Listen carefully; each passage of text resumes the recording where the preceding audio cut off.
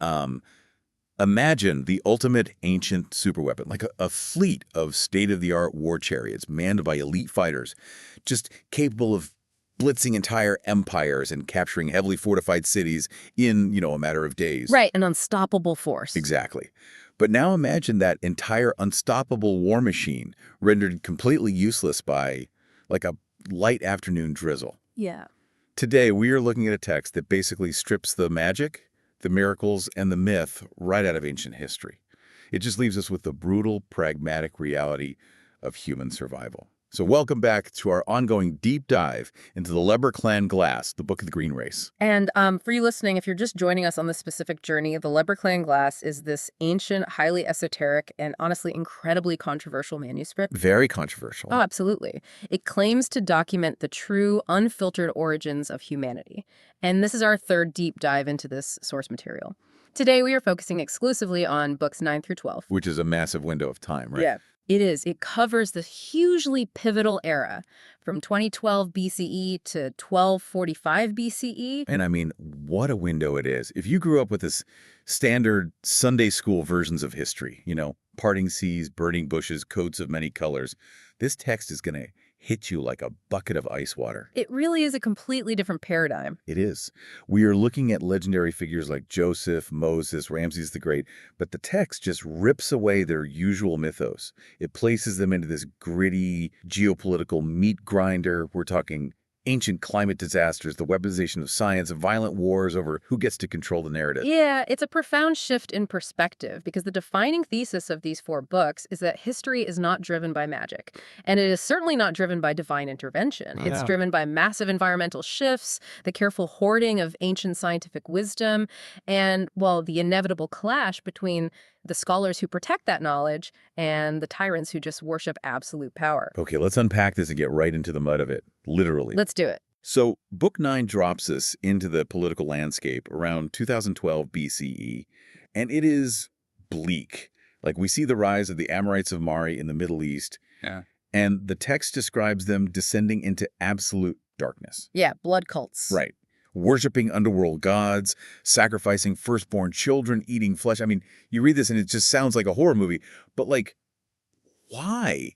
What is the actual mechanism here? People don't just wake up one day and decide to start blood orgies for fun. No, they don't. And that is where the sociological analysis of the source material really shines. You have to picture a Bronze Age world plagued by extreme resource scarcity. Which always leads to trouble. Exactly. When resources are scarce, fear spreads. And when fear spreads, authoritarianism thrives. So you see the rise of these ferocious warrior kings like Shamshi-Adad I of Assyria. Okay. And the text argues that these horrific rituals were not religious fanaticism, at their core. They were highly calculated mechanisms of political control. Wait, so it's basically terrorism as state policy. Precisely. By convincing the populace that these invisible demonic gods demand human blood just to keep the sun rising, these kings establish absolute compliance. I mean, if the penalty for questioning the king is being sacrificed to a demon, you stop questioning the king. Yeah, we'll do it. It engineered a society that was perfectly optimized for brutal warfare. Right, but then they run into a wall, don't they? Around 1790 BCE, a new force arrives on the Levant coast, the Ibiru, or Ichibiru, and they bring those chariots I mentioned earlier. The super weapons. Exactly. The text describes this as an advanced science of war. They completely overwhelm the Amorite foot soldiers. It's like a Bronze Age blitzkrieg. They capture major hubs like Ucadia, Damascus, Jerusalem. But here's the tactical detail that just hooked me. The weather. Yes. The text notes that despite having these superior chariots, the Ibiru get completely bogged down because the quote-unquote gods of rain and storm soften the ground. The chariots just get stuck in the mud. Stuck in the mud. It's like deploying a fleet of modern stealth bombers, only to find out their software crashes if it rains. I mean, it proves that nature always bats last. I don't care how advanced your military tech is. You cannot fight geology and meteorology. No, you can't. And it perfectly illustrates the underlying philosophy of the entire Lebor Clann Glas. Technological or military superiority is just a complete illusion if you do not account for environmental realities.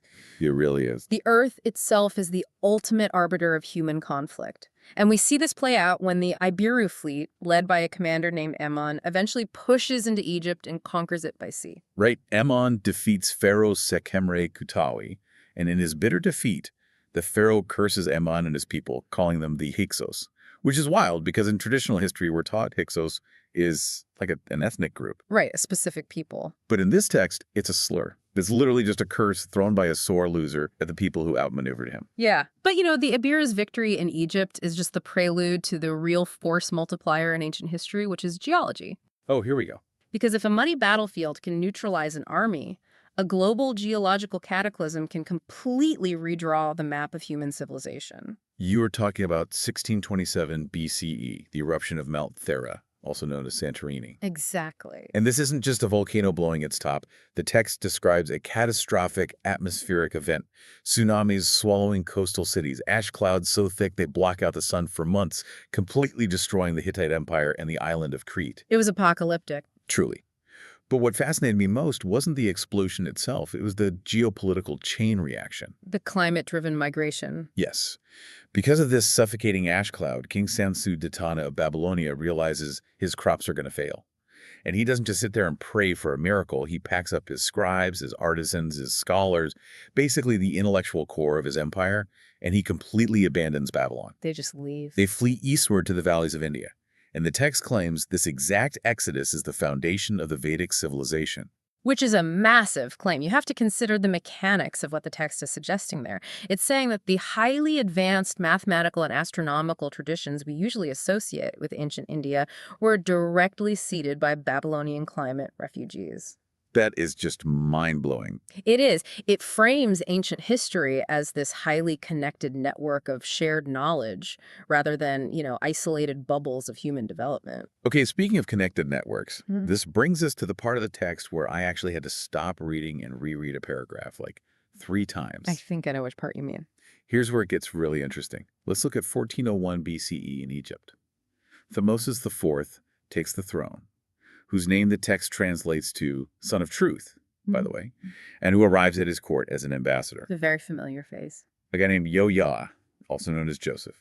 And the text describes him as a Celtic druid, wearing a bright cloak of all the colors of the rainbow. Wait, pause. A Celtic druid in ancient Egypt with a rainbow coat.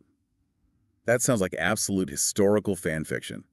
How does the text possibly justify this massive geographical and cultural leap? Well, it sounds absurd until you understand how the Lebor Clann Glas defines the word druid. Okay, break that down for us. In our modern minds, we picture, a guy with a long white beard cutting mistletoe with a golden sickle in some wet Welsh forest. Right, totally. But in the linguistic framework of this specific text, druid essentially translates to scientist ambassador. It refers to an elite international class of scholars who preserved astronomical, agricultural, and mathematical knowledge. Oh, okay. So it's less about tree worship and more about being the Bronze Age equivalent of an MIT professor with diplomatic immunity. Exactly. And the quote-unquote coat of many colors wasn't just a quirky fashion statement. It was an identifier, a diplomatic uniform recognized across empires, signifying that the wearer was a neutral bearer of knowledge. That makes so much more sense. Right. The text demystifies Joseph entirely. He doesn't gain the Egyptian court's trust by magically interpreting dreams. He gains it through applied astrophysics. Wow. Right. I mean, if you are an Egyptian pharaoh facing a famine and a guy shows up who can perfectly calculate lunar cycles, predict solar eclipses, and tell you the exact week the Nile is going to flood because he's been tracking the star Sirius to you, he looks like a man who speaks directly to the gods. But he's just using math. He's just doing math. Which is why he is so highly valued. Though, as the text notes, he falls in love with the pharaoh's daughter, Chuyu, but is forbidden to marry her because of his diplomatic status. A little ancient diplomatic drama. A little bit, yeah, but his integration into the court is pivotal. Because Joseph introduces this universal pragmatic science to the Egyptian royal family, and that education directly influences the next generation. Which brings us to Book 11, and arguably the most explosive claim in the entire manuscript. The text explicitly identifies the controversial Egyptian pharaoh Akhenaten as Moses, Aaron Moses. Yeah. This is where we really have to look at the historical logic the source material is employing. Why conflate the heretic pharaoh who tried to force monotheism on Egypt with the biblical lawgiver? Right. The text argues that they are literally the same title and person, operating around 1340 BCE, attempting to reform a corrupt polytheistic priesthood using the pragmatic, centralized wisdom passed down for figures like Joseph. But I want to talk about how the text handles the plagues of Egypt during his reign, because again, it completely strips away the magic. The standard story says God smote Egypt with lice and locusts. The Lebor Clann Glas says Egypt was hit by unprecedented extreme wetness and rain. An environmental anomaly. Exactly. So what happens when you have massive amounts of unseasonable standing water? You get an ecological cascade. Mosquitoes and lice breed out of control. The dampness causes massive fungal blooms that attract huge swarms of locusts. It's ecology, not theology. If we connect this to the bigger picture, it is the consistent demystification of historical events. It forces the reader to look at actual cause and effect. And all of this plays out against a backdrop of incredibly ruthless court intrigue. Ruthless doesn't even begin to cover it. Akhenaten's son, Tutankhamun, is murdered, arranged by Ramesses, who was the captain to the general Horemheb. Yeah. So Moses Akhenaten is enraged. He's a deposed king at this point, and he marches his loyalist forces back toward Egypt to take the throne by force. And Horemheb, capitalizing on the chaos, takes the throne himself. He launches a massive propaganda campaign against Moses' forces, cursing them as the infants, which in this context meant those who worship chaos and evil. Wow. And the text is incredibly pointed here for you to note. It states explicitly that these fleeing forces were never called Israelites at the time. It argues that term is a much later historical revision. And this leads to the battle at the Red Sea, which just completely flipped the script for me. In the cinematic Sunday school version, Moses raises his staff, the waters form two giant walls that people walk across on dry land, and the Egyptian army drowns when the water collapses. But what actually happens in the source material? The exact opposite. Wait, really? Yes, Moses' forces are attempting a tactical crossing of the Red Sea. They get flanked, outmaneuvered, and utterly routed by Horemheb's army. They suffer a massive, devastating military defeat. They lose. They lose. They lose. And the survivors are forced to flee north into exile toward Ugarit. So you're probably wondering how a crushing military defeat turns into the ultimate story of divine salvation. Well, it's the mechanics of ancient spin control. Think about how history is transmitted over centuries. If your grandfather was a deposed king who led a civil war, got outgeneraled, and had his army slaughtered on a beach, that's deeply humiliating for your people. It's terrible for morale. Exactly. So a few generations down the line, the story shifts. The retreat wasn't a failure. It was a miraculous escape. The enemy didn't beat us. Our God drowned them.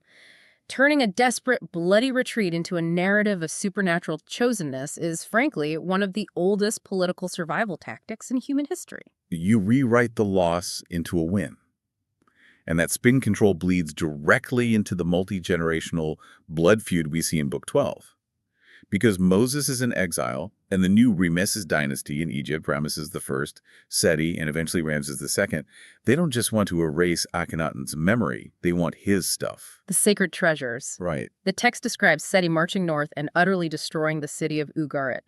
This forces the Yehudi priests to flee across the Mediterranean to Greece, where they found the city of Ilios, or Larissa. Let's clarify who these Yehudi priests are in the context of this book. They aren't just guys burning incense in a temple. No, in the Lebor Clann Glas, the Yehudi are essentially the IT department of the ancient world. I love that analogy. They are the keepers of the scientific, legal, and historical records. They are the architects of society's operating system. And they are running because they're carrying the physical hardware of that operating system.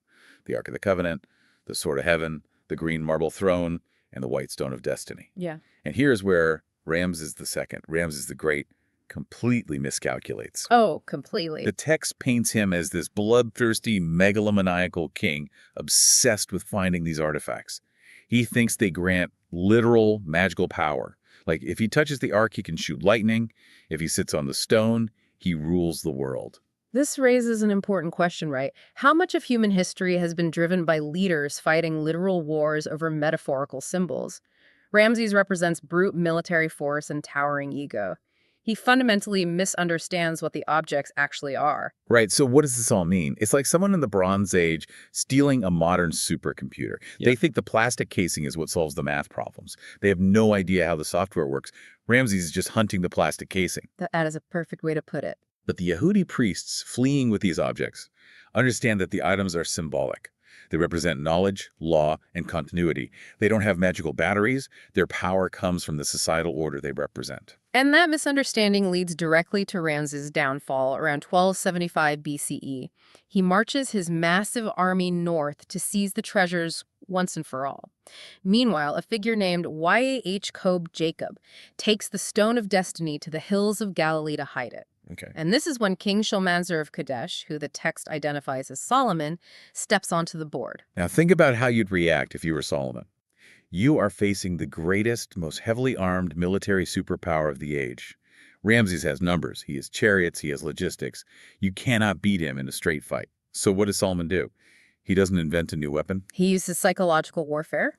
Yeah. He announces to the world that the Stone of Destiny has chosen him. He weaponizes the narrative. He uses the sheer symbolic weight of that artifact.